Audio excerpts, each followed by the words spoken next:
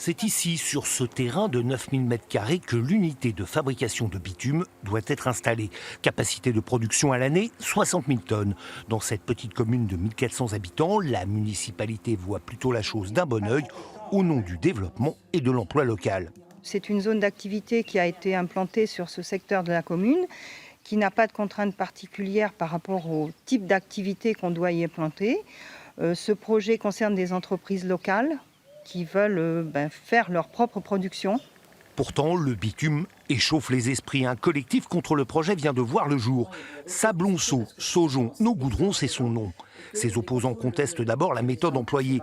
Alors que l'enquête d'utilité publique doit débuter, selon eux, la population vient juste de découvrir l'existence du dossier. Il aurait été monté en catimini.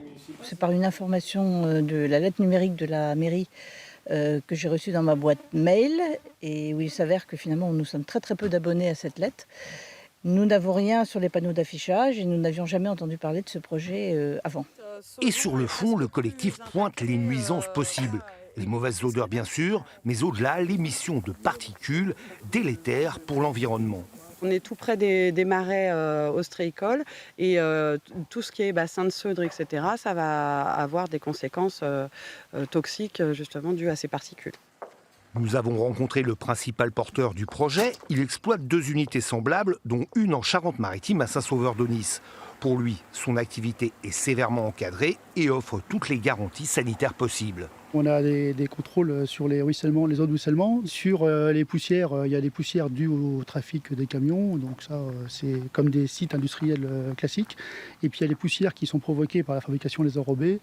Et là, on a une maîtrise aussi, puisqu'on a des poussiéreurs, on a des filtres pour dépoussiérer les fumées avant qu'elles soient rejetées. Après une première réunion d'information du collectif ce samedi, l'enquête d'utilité publique débutera donc lundi, visiblement sous tension.